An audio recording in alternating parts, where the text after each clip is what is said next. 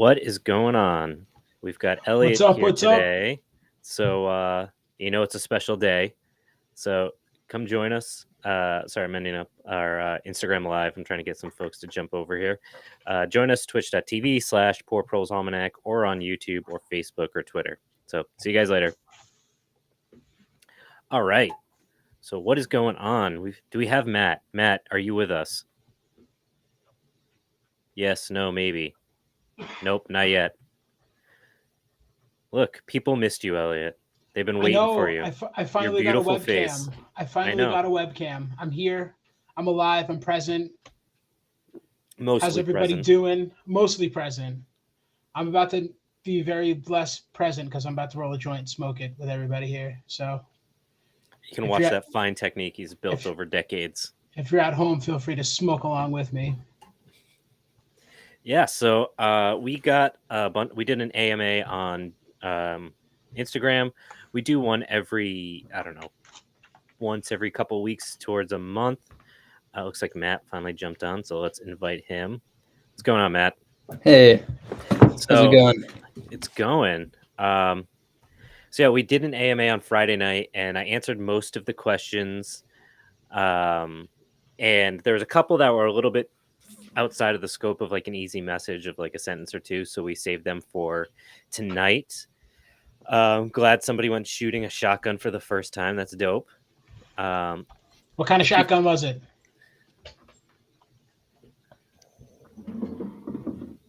I keep forgetting, Elliot, that you've got that new dog, and I'm like, there's something in your back, and I'm like, oh, that's the new dog, the little one. That's not little, apparently. Still comparatively a large speaking. Dog. Yeah, it's still a large dog, medium large dog. Yeah. So how you doing, Matt? Not bad. Spent chilling in the library most of the day. Nice. That college life. Learning. Yeah. Gotta love it. Doing smart things. Exam life. Yeah, so we got a few questions. We saved them for you guys tonight. And of course, if you guys have questions while we're here, we're happy to answer them. But I have to pull up my phone to get those out for us. So unfortunately, I mentioned what the questions were to Matt and Elliot, so they've had a minute to think. So hopefully that means they have good answers, but also doesn't mean I get to surprise them. So, I mean, you can if you ask me out of order. It doesn't take much. Just have to respond out of order as well. Yeah, there you go. So it'll be like, what does the color blue have to do with what you're talking about? So somebody asked. It represents the left. I'm on fire. So for the person that asked about starting a mutual aid group, we're actually going to be doing a Twitch on that with somebody in a largely conservative area and how they organize setting up that mutual aid group. So that's a longer conversation that we can have right now, but it is something we're going to be covering. We've got like so many things coming right now for our Twitch stuff. It's kind of become a bigger project than the podcast itself for some reason. We were not ready for the switch in media, but we're totally going to give it a shot because it's what we're here for. Yeah, so bear with us. Be patient. But we're totally tech illiterate. That's the only reason Matt's here is because I barely know how to turn on a computer. So I was like, hey, you're young. Come help me. I was the one that was struggling for about 5 minutes to turn on my camera, though, just now. I mean, it took me a while to get there, too, if it makes you feel better. So first question we had that we did not answer at the live stream. All right. So I'll answer that one first. Hold on. I'll pull it up real quick. The date we're going to do that. Oh, I can't because it's in this. It might be in our spreadsheet. Hold on one second. Twitch series. It'll be March 22nd. So on March 22nd, we'll be doing that one. So anyways, the first question we did not answer yet is passwords. What does a future food system look like pragmatically? So I think it's an interesting question for a number of reasons, because it's like we have this dream of what we think our food system should look like, and then there's like the reality of the world we live in, even under like a collapse, whatever that collapse might look like, where people don't just change overnight, and you need to have like an infrastructure in place to have like a viable food system in a way that like meets what you want it to be. So just because, collapse happens and suddenly there's like no wheat coming in from the Midwest or whatever it might be, that doesn't mean like you're going to start living on hickory nuts just because that's what you want to do. Like it takes a while for those systems to come into play, and also for people to know how to eat with them, because things like hickory nuts take a lot of processing. So it's an interesting question around like the pragmatism of what a food system should look like versus like the reality of what we have. So I'm gonna punt that off to Matt because I want to know his answer before I say mine. Well, okay, so I think like energistically, or like no, energy wise, in like a collapse scenario, like we just don't have access to like dense fuels. um I think that's going to be like one of the largest like features of like whatever this is. um And and so I'm gonna cut you off. Sorry, because I want to clarify something that I know but I'm not sure if people listening know that most of our fuels or fertilizers are basically petroleum, because we have to burn a ton in order to make certain products accessible. So like when we talk about fuel, it's not just about like the actual farming process in terms of the equipment, but the fertilizers itself, which we all know like we need because our soils are depleted. yeah, So sorry, that's go very on. true. Yeah, just like you're right, like all fertilizers pretty much come from, all synthetic fertilizers come from like petroleum byproducts.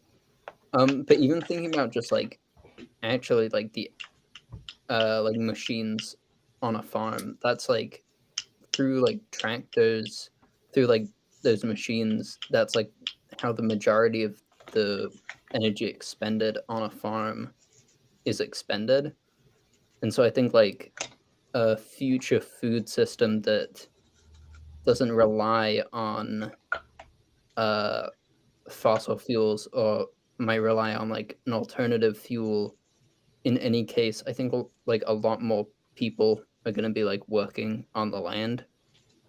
I think that's going to be like one of the largest features, is that like a lot more people are going to be uh working in agriculture, like the rest of our history has been. Or well, that's not true, but like Most of it, yeah, a lot of it since has. agriculture has existed. Yeah, since agriculture has existed, the majority of people have been related in some way, or like involved in that in some way. And I think that that's going to happen again. Yeah. Yeah, so I guess I'll piggyback on that because I'm trying to think about, we talk about collapse and stuff like that, but what does that really mean? What's that look like? I still think there's um, room for people to go, shopping at central locations, but it's going to be some weird mix between, I don't know, a farmer's market and a regular grocery store, I guess. And I think the main thing that's going to change with these resilient systems that we're trying to introduce is the distance that food is going to have to travel. This brings in the fuel concept again of how much energy is being used to get the food from where it's grown to where it's being consumed. And I think that's part of the logistics problem that we'll have with trying, like, everybody can say eat local, but what does that really mean? What's that look like? And I think I brought this up. I'm not sure if it was in, I don't think it was in an episode. I think it was in one of the prologues that we talked about, but paying the actual cost for food. So like bananas, they travel minimum 5,000 miles to get to your grocery shelf store. If you pay the actual cost for that food getting there, then it should be able to sort of, support that system more so than having those things subsidized. Like they shouldn't be 99 cents a pound. Yeah. So that's kind of my 2 cents. I don't really know what that looks like, but I feel like there's going to be some weird middle ground where um, there are going to be more suppliers for grocery stores stocking those shelves, and you'll be able to know where those farms are. I probably drive by them because they're going to be more localized and less centralized. Yeah, so to answer Brittany's question about can goats and alpaca be housed together, uh, I've s- I've seen sheep and alpaca, so I don't see any reason why goats wouldn't as well. Um, in terms of what we're talking about, I think what's important in terms of how we grow food is going to evolve is figuring out what the maximum capacity is before needing machinery, or at least machinery that's petrol fueled, because there'll still be different types of equipment, steel equipment, things like that. But we need to figure out how big can you scale up before equipment is necessary, and that's where the creativity is going to come in terms of like people learning their local ecologies, learning the local landscape, figuring out what are the easiest things to grow. How do you grow the most calories for the least amount of effort where you live? And historically speaking, here in the United States, that has been primarily hickory and corn. And just so you guys know, we are actually going to be doing a very deep dive on corn in like 3 months. We're working on it now, but surprise. So we're going to talk about why corn has been so prevalent in both pre-Columbian history as well as in modern history. Why like a third of our diet is corn, but there's a really good reason for that outside of like government fuckery, and that's that corn is incredibly good at growing a bunch of calories very efficiently. And while the dent corn we grow today probably won't be the won't underrate how we grow food in the future. There's still a lot we can learn, and the reason why corn has been so successful in the past will likely inform what our food systems look like in the future because of what it can do and offer and how quickly it can change given new conditions. So I think our future food system looks like much like what you guys are talking about, but also about scaling up, returning to native local plants that can grow in our local ecologies, and eventually, probably over generations, um, basically become different plants completely that are adapted to new local climate conditions and things like that.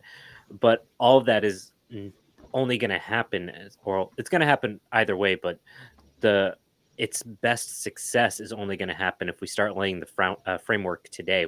We do that dirty work today, rediscovering with the access to things like the internet and like resources and archives, um, how to grow foods and how to utilize different ingredients that we don't traditionally think of as like food today. Um, in terms of corn versus potatoes, that's a complicated subject and how we think about ease to grow and nutrition. Um, yeah, so trial and error is really important, and there's a couple farms doing that. One of which we are going to be interviewing this summer. I'm never going to say it correctly, and I apologize. Masua Koali Farms out in I think Nebraska or Kansas. Panto is doing some really cool stuff focused on uh, fossil fuel free growing and trying to figure out what that looks like in terms of scalability. He's on Instagram. Go check him out. He does really cool shit. Um, but yeah, that's really what it takes, and that's why it's so important to do these things now. Is we need to figure out how to do it, have the luxury of being able to fail because we don't need those foods to survive today, and then learning from those experiences and those experiments and getting better. So he's been doing a bunch of stuff with. I know I'm going to pick on him a little bit. I'm not picking on him because I think he's doing really cool shit. But um, there's this. What the hell is it called? The something Rolodex. It's this old Spanish text where they actually documented how indigenous people were growing corn like 500 years ago. And he's basically been working on just reapplying it and trying to compare it to like modern growing methods and seeing how effective in terms of like what it can grow actually is. So I think that's really cool, really interesting stuff. If you're interested in what we're doing, you're definitely gonna be interested in that.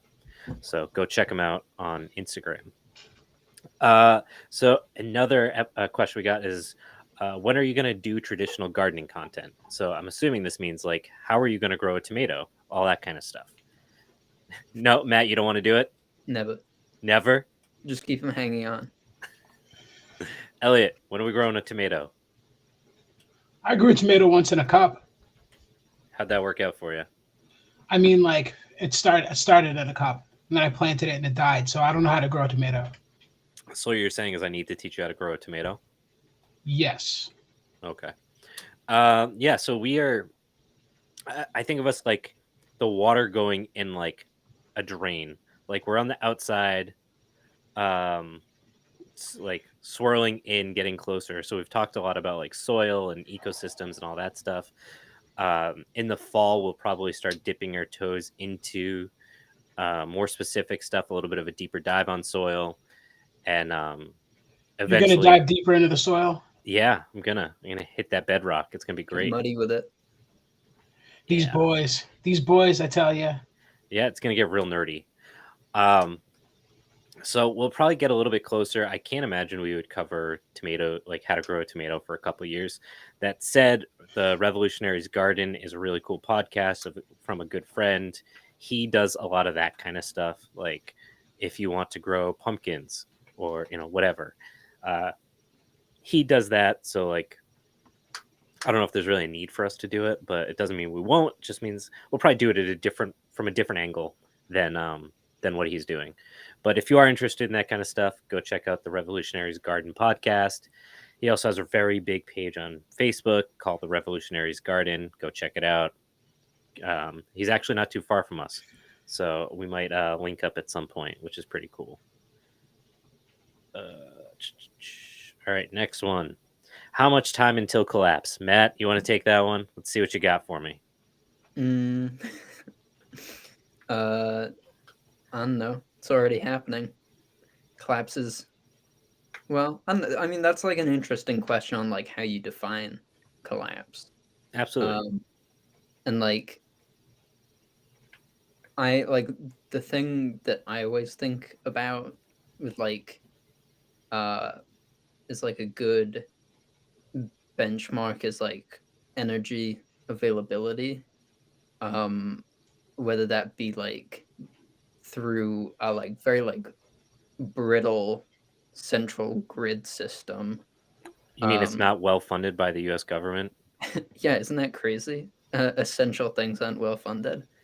I don't know, just like high, like a whole system of like high tension wires, just like isn't nearly where it needs to be, and like we talked about like gasoline and like petroleum availability. I think those are like pretty good like benchmarks of like how far along we are because like we're in it and it's just gonna it's and we've been in it and it's still going and it's gonna keep going. The crumbles. Not to not to be a pessimist about it, but Yeah, no one on this podcast is a pessimist. no. Yeah, I guess it depends. I guess it depends on how you look at it. Um, if you don't want to be pessimistic about it, it's just change. Things are going to continue to change, whether True. that change is good or bad. Is all on like perspective, I guess. But from where we're coming from, like the change is not going to be great. There's going to be, I guess, a period of stagnation. I think a period of like waiting to see like where the pieces fall. I guess as the crumbles happen, we got to see where the pieces fall, and I think that's tough to predict because I don't know what's going to happen. I don't know, but I think it's all about perspective, and I think that's why I appreciate having the podcast and having these conversations because it helps me get some. And I don't know, Andy, what do you think? So I think there's a bunch of different layers to this. Like the first point Matt brought up really well is that like we're already in it, and like the fact that we're already in it, I think is really important in understanding what that future looks like. We have that crumbling happening, but obviously it's what the fuck is the word I'm looking for? disproportionately. There it is, disproportionately affecting certain classes and parts of the world. We can see there's cities that people have had to leave because of how hot it's been. So like there's that climate change component, and then there's the infrastructure component Matt brought up with like the electrical grid. Now I think the sleeping giant to me is the water infrastructure in this country. We have huge problems. Most of the water lines should have been replaced like 50 years ago. The backlog of work, places like Flint, Michigan, that's the only one that's hit the news. What they've been basically doing is dumping chemicals into our water to stop the corrosion from continuing. Like the pipes are in bad shape and there's no resources and infrastructure. Even if they, and what's scary now is that we can see that we're at a point where even if you have the money, you cannot buy your way to fixing these problems because of the fact that the resources aren't there. Those supply chains are falling apart. It doesn't matter how much money the U.S. government wants to throw at some of these problems; they can't fix them. There's not enough labor or resources. There's not enough material itself, and that's where we're like, I think it's getting really scary. Now, the water infrastructure is really interesting because like that's like the one thing everyone needs, and also it's going to like create a really clear class division. Like the people that can afford to live on only bottled water versus everyone else. And you say that's not like, well, you know, you get a 30 pack of Poland Springs or whatever for like $5. That's true, but that changes when you have to cook with that water. That changes you when everyone else is buying that water and it skyrockets, it doubles in price, triples in price. And like that's going to be like a very big thing, I think, in the future that people are just like totally unaware of. Even in like upscale suburban towns, water infrastructure is terrible. Um, like ask anyone when the last time the water line was replaced on the main road near them, and they'll be like, "Oh, they did this like 100-foot section, and then that other 100-foot section, and blah blah blah." But like in terms of like like suburban neighborhoods and things like that, like where the residents live, there's still old pipes that they're just treating because they can't replace them. Now, the other big thing, and if you live in a city, you're probably really familiar with this and you never really thought about it past like how it's a pain in the ass, is the natural grid system. So, like our natural grid system, especially in like cities and suburbs, is like all the pipes are rotting. And you can tell because you walk around and you'll randomly smell natural gas. And that's because there's leaks everywhere. Now, they've been trying to replace those lines for a number of years, but they're not doing it fast enough because it's a for-profit system. So, like, I think between the fact that, like, as our supply chain starts to collapse, you're starting to see that with, like, all right, so, like, we're talking about, like, oil. Like, as the global geopolitics has changed, especially, like, with Ukraine, and now you're seeing China getting involved, and, like, how does the US play itself in this, like, very weird situation where our military is way over been overused over the last 2 decades, 3 decades.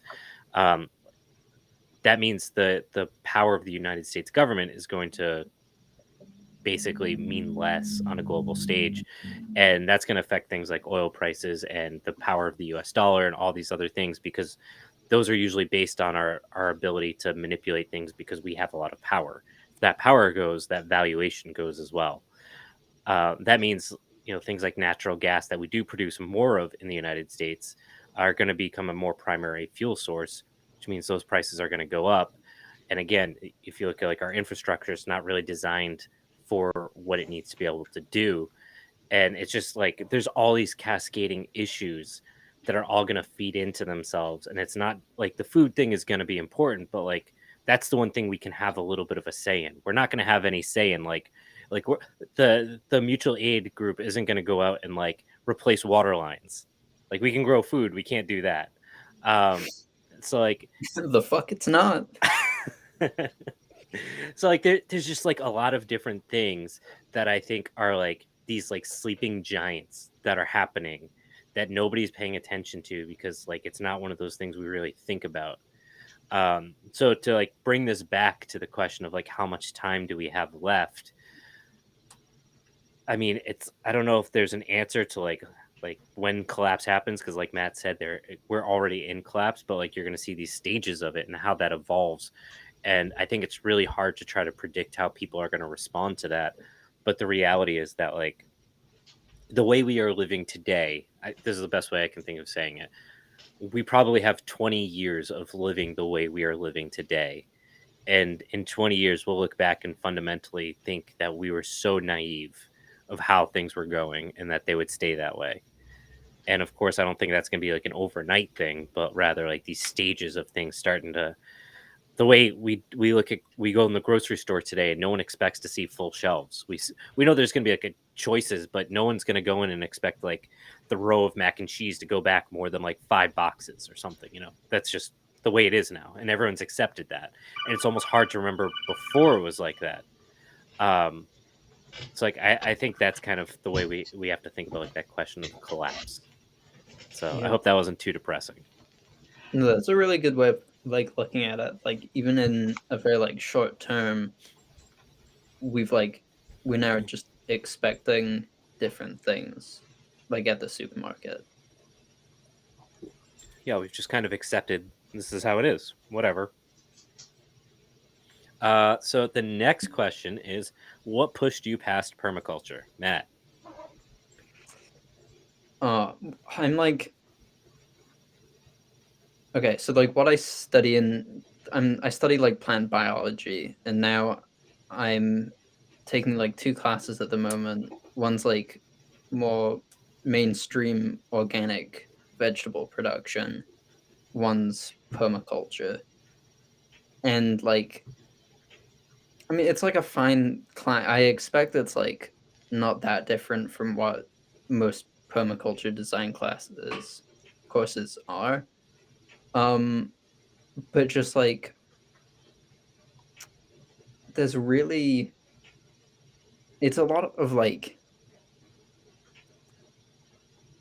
tinkering with plants and systems and culture and whatever, and a lot less like analysis of like systems. I don't know if that makes sense. It's not a It's not very really like like scientifically based. It's just kind of like this is a thing, and we're gonna like mess around with it. yeah, and that also isn't like a very like broad analysis of like things that are like connected to our food systems. Um, it's just like, oh, these plants like farm carbon. These are like scaffolding plants, and there's a lot less like,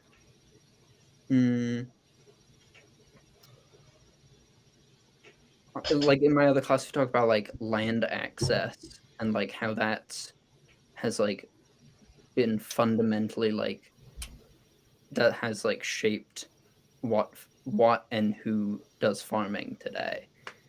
And there's just like a lot.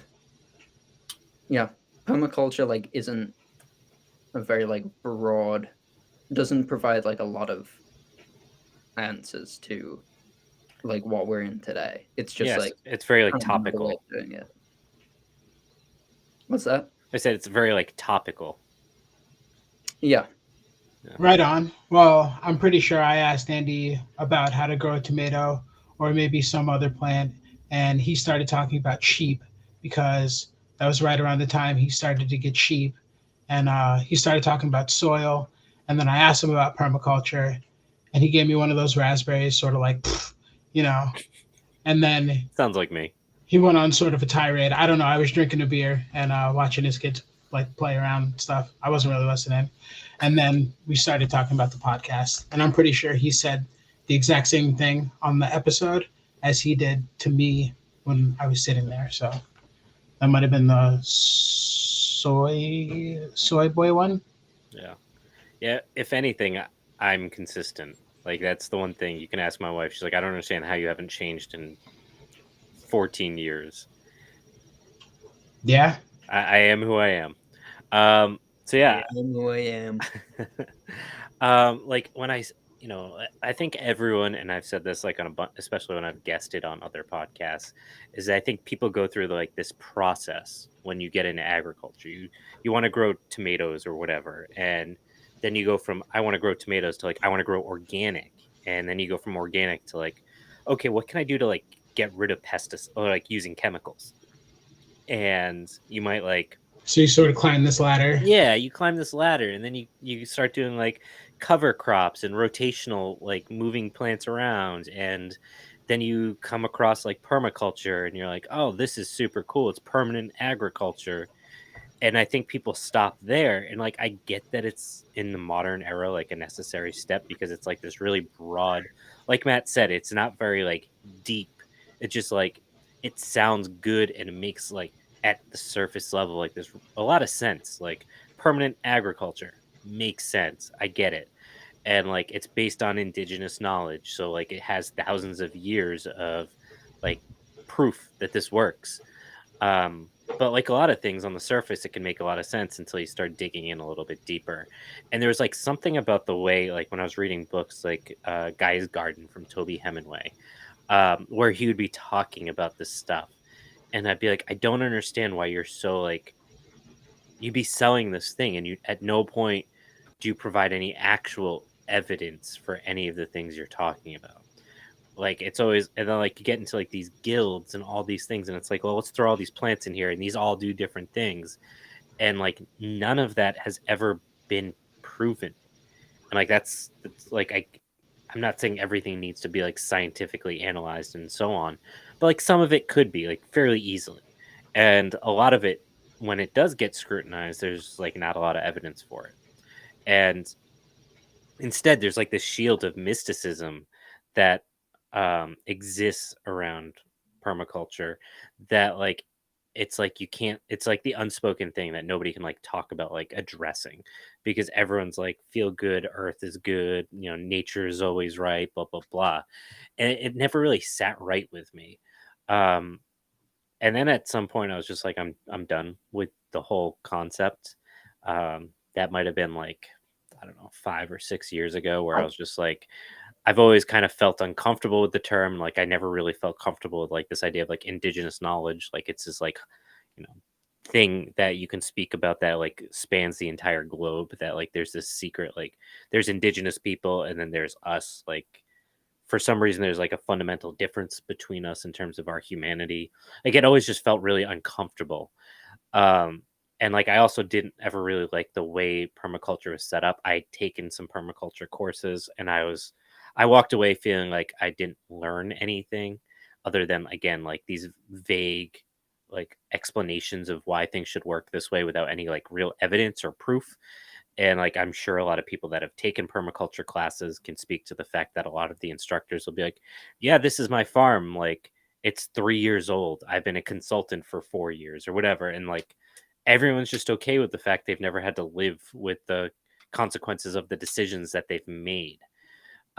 It's always like, oh, we're gonna do this guild and we're gonna do that and blah blah blah. And like you see that now with like Ben Falk, who like, and I will give him full credit for it. Like he's in the process of getting ready to release like the 10th anniversary of his book, and he was like, the concept of stacking is like a fundamental failure. It doesn't work. And like I could have told you that based, just like Matt could have probably told you that, like, well, if plants need light and you have a tree and then you have a vine and then you've got a bush and then you've got like strawberries beneath it, that light can't penetrate, so it fundamentally won't work. Like you don't have to have like extensive knowledge on it. Like you just have to have like a critically thinking eye. And I feel like that's the part that gets the most lost, is like that ability to like spend some time and actually understand the science of why things work versus just like this very like consumerist commodifying of like plants, where it's like, well, there's this square feet, much like a factory, like how many things can I squeeze into each square foot without acknowledging like how those relationships matter. It's about like how much shit can I stuff into one place without like acknowledging the science behind those things. So yeah, it was probably like 5 or 6 years ago that I was just kind of like, you know what, I'm over it. And I'd always felt uncomfortable with it because the language is kind of gross. But that was it for me. Let me pull up another question. Also, like for something that's like, kind of like prides itself on like a degrowth mindset, like it is very like optimized, like exactly what you're saying. It's like squeezing as much as you can into like every square foot. Like what crops are you going to plant? It was like one of the like questions on my assignment. It's like what crops are you going to plant to do this like one function. I don't know. No, I want to hear more about this because I've been closely listening to Matt's discussions about his permaculture class that's getting college credits. Yeah.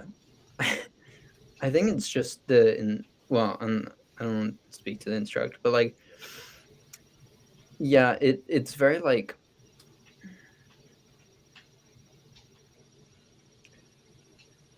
I don't really know how to describe it. I feel like I've learned a lot more like, okay, yeah, I've been like listening and involved with the podcast from like for like a long time now, but like I feel like it's just not a very like easy or accessible like way to start learning this sort of stuff. Like it kind of like shows like a lot of it's like discussion based and a lot of it's like I'm gonna have exactly the same like thing that's already here, um but like I'm gonna like plant alfalfa every other year, or like, but it's still gonna be a propane cooking electrified like house with a garage and two cars. Like, yeah, it seems like not a very like thoughtful way of like, It's not comprehensive, right? yeah, Yeah. exactly. Yeah, and I think like it what you're talking about like points to the fact that it's not really based on any actual reality. It's more of um this like casual knowledge that's not like tested in a lot of ways. And it's also focused, I think, fundamentally on both homesteading, like hyper individualism, which I think underscores a lot of it. It's never about like, and of course there are exceptions. Like I absolutely understand there's folks that are not that don't fall into this bucket, but like it overwhelmingly is like these individualist, like how are you going to feed your family, not how are you going to feed your community. And it's also again human oriented versus despite the fact that permaculture is always talking about permanent agriculture, it's like food forests. It's only food for us most of the time. It's not necessarily for like native animals that live in those areas. And I think that's like fundamentally wrong. Like if you were to go to like the best permaculture instructor and be like, okay, like why should we have oaks on your property? Um, Most of them are not going to really have a good answer for you. They'll be like, you can eat them. They're a lot of work or whatever. Or they might not even say they're a lot of work. They'll just say, oh, yeah, they're food. You can eat them. But I don't think like the actual needs of the planet are weighed into those discussions. Um, yeah. And I'm glad somebody likes my rants because I feel like I'm usually ranting and Elliot's like, are you done yet?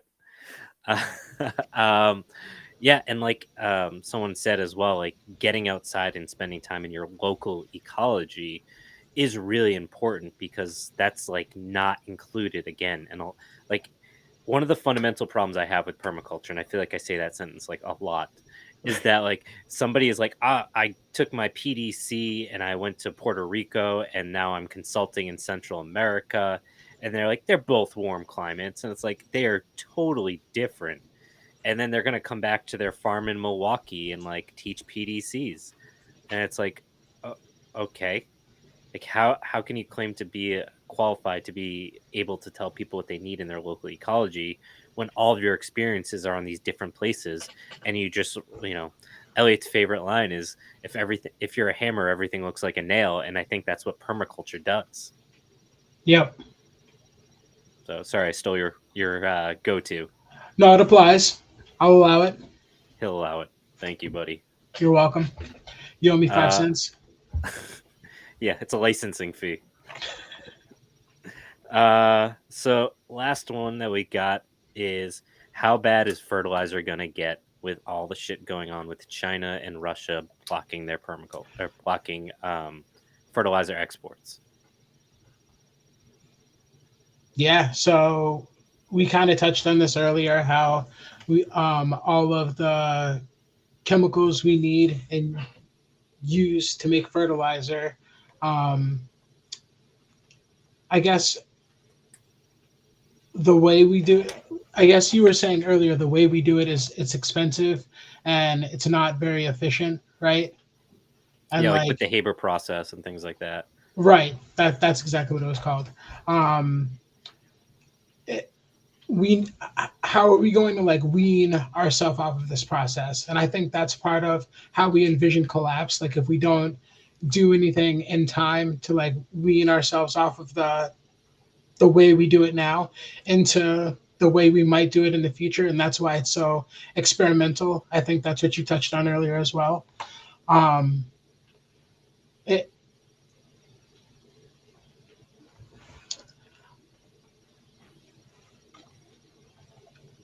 Basically what I'm trying to say is I'm trying to think of how to put it together. Think about it. Matt, you want to go? Yeah, Matt, you go. Um, I don't really know that much about the like geopolitics of fertilizer at the moment. I know it's like Why don't not you a know the good situation. geopolitics of fertilizer? Come on. So like Um, so like say I think about 15% of the fertilizers like across like the NPK, general varieties come from Russia and China. So if there's a 15% drop on fertilizers entering the United States, what happens? well, I think that there are alternatives to fertilizer, like synthetic fertilizers, and they take like a lot of work. But if synthetic fertilizers, like um even with like subsidy, like government money being spent on them, um, I think it's just gonna get to a point where they're prohibitively expensive. Um, and so there like are alternatives to be able to like get the same sort of like yields, or like at least comparable yields, um, without like using as much fertilizer as we do. But I think it means like big changes on the farms. I think we might see like a reversal of um the what's the name for it? Conglomeration in farming. I think uh You're talking about a specific conglomeration or are you talking about like no. just in general? Just in general. I mean like farms. I don't think I'm using the right word. Like a lot of small farms becoming just a few big ones. Oh, like yeah, you were right. Conglomeration. Yeah. Yeah. Um so I think like hopefully we might see a reversal uh in that trend, just because it's too expensive and too ecologically destructive uh to do it with synthetic fertilizers. Yeah, I think actually do you want to go first or do you want me to go? Yeah, so just to finish the thought, basically what I was trying to say was if we're not going to slowly change or try new ways and be decisive about how we are going to substitute fertilizer or find alternatives or do whatever we need to do, um, it's I don't know, I don't know enough about how to make food to know how to use fertilizer, because it's not like something you can like stockpile and like keep a whole bunch of. Like I don't know. Do you get fertilizer as you need it? How does it work? You can bulk on it, but I mean, like at this point, the faucet's been turned off, so like there's no more fertilizer coming out of these areas, and specific types are kind of hard to find. And again, like part of the problem is that we're using like this Haber process that is incredibly energy intensive to make fertilizer, and you're basically again you're borrowing from the future or you're borrowing from the past all these energy stores to be able to feed people today. And like what I think is what we're going to see is we're going to see a fundamental shift in how our food system is structured based on what's happening. Like, say 20% of our fertilizer inputs are reduced. I don't think people are going to change how they farm. What I think is going to happen is the US government is going to spend a lot of money to subsidize farmers to keep food in the US because we already grow more than enough food today. And what they're going to do is basically shut off the rest of the world. And I think China already knows that's happening because they've opened up their borders with Russia. And I think the basic understanding behind that is that they know with fertilizers being cut off that the US is not going to spend money or allow people to ship food out of the United States, which, like, obviously has problems, but it's not necessarily a bad thing because there's a lot of food miles that go into that.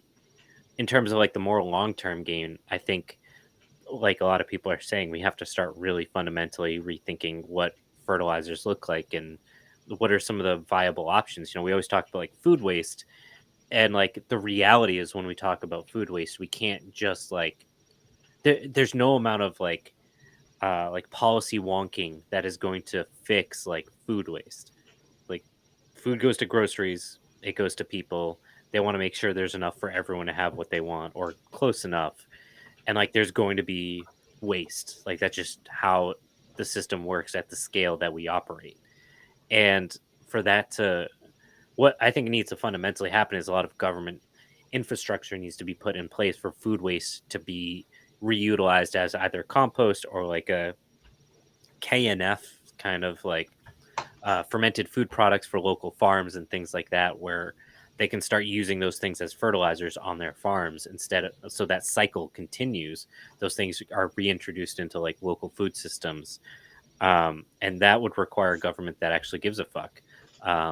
Whether or not we're lucky enough that that somehow happens is another story, but it does address like this reality that the government is going to step in to keep Americans full, and then they need to do more than that because at this point the United States government is mostly reactionary when it comes to things for citizens.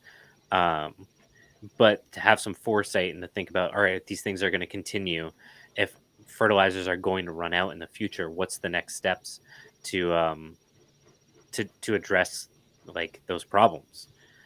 So like someone said, or someone asked a question, I don't know if I can scroll back to it, about Holmgren and Mollison.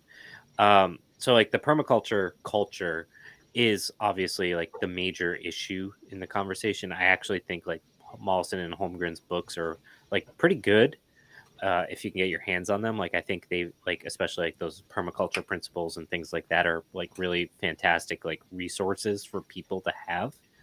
Um, the problem I have with them is the way they've handled, particularly like the growth of permaculture as a thing, and the like their abdication of their responsibility to the indigenous people that they've kind of taken a lot of their content from, where it's like, oh, this is indigenous content, blah blah blah, and then like that was basically the end of the conversation. Like, it's just enough to like say they've done it and not really do anything like meaningful about it. So that's my thoughts on Mollison and Holmgren. I don't think they're necessarily bad people, but they've done some, by 2022 standards, and you can make the case that that's like kind of there's some problems with like holding them to modern standards. But I think there's a lot they could have done when they decided that they were going to create permaculture and what permaculture has become. As for like food prices increasing, I think that's going to continue. I think the government will probably subsidize it, especially as inflation keeps creeping up, because it's going to be cheaper to subsidize today, knowing that inflation is going to keep running, and that the debt that they're taking on today to keep food prices low will be worth less in the future. So why the fuck not? So those are my thoughts. Matt, got anything for me? We are Nope. out of questions. I like the Pee for Food campaign. Yeah, P for food. I like it. It's better than what I would have called it, but yeah. Elliot, any other thoughts? Are we gonna plug anything? Oh, that's probably a good idea. So we are dropping an episode next week. We have not released it on Patreon yet because, actually, let me check it right now. I don't think there's been a final copy from our editor. Nope, not yet. We're going to be doing an episode on Dayak agriculture, which is in Indonesia. And it's a really cool conversation about Sweden agriculture. So that's coming out next Sunday. Did What you else? catch that? What? Dayak, baby. Yeah.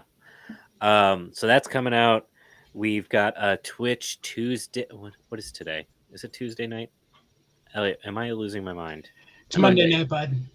Okay, so tomorrow night we are doing we have the Root School on to do cordage 101. So if you want to learn about cordage and like how to make your own rope and cordage, we'll be doing that tomorrow night. So that'll be really cool. Really important fundamental skills we should all have. Now we're trying to relearn them because collapse is all around us. So that's, I guess, a thing we have to do in 2022.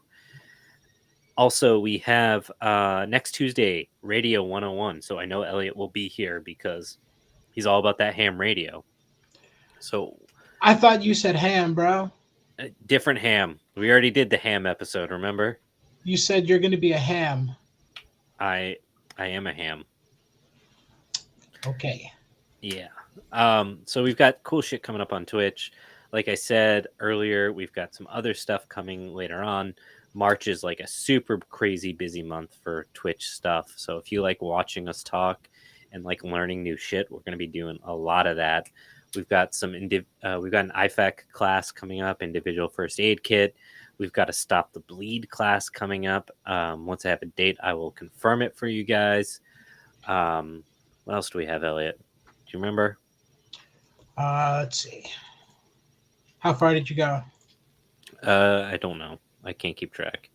So yeah, we've got a leather tanning class. We talked about the Mutual Aid Collective. Wine and mead. Talking about starting a left gun organization, 3D printing, all sorts of cool shit coming up. So if you like this kind of stuff, we'll be doing it. We've got cool stuff coming on the podcast. We've got some exciting guests coming on. So we've just scratched the surface. I don't want to give too much away, because we try to keep most of like a month early stuff just for our patrons, because while we don't offer them anything special other than the prologue series we did a long time ago, we like to at least let them know before everyone else. So I don't want to give too much away. If you do want to support us, you can subscribe on here on Twitch if you're watching on Twitch. What's cool about Twitch is you can do an Amazon subscription, which I don't know. Like, I don't know how to use Twitch other than like me pressing the like go live button. But I guess like Amazon Prime gives you like a free subscription or something. So like if you want to support us, you can use that on there. Or you can throw us a couple bucks on Patreon, and you can get early access to everything. We drop all of our episodes a week early. What else did I miss, Elliot? Anything? I think you covered everything. Follow us on Instagram, and if you're not, because you can't watch us on Instagram for some stupid reason, on YouTube. If you don't follow us on YouTube, we've got new video content coming up because our good friend here, Matt, has finally finished editing one of the episodes, so that'll be out. Yeah, we just got a lot of stuff going on. We're busy people, so help make us make like $2 an hour. That'd be great. It'd be cool to get a little bit of money for all this. Yeah, any other questions, or we'll wrap up for the night? Cool. Matt, anything you want to drop before we go? Nope. Elliot, anything you want to drop before we go? I'm good. I gotta go let my dogs out. She's ready. She's ready. She's ready.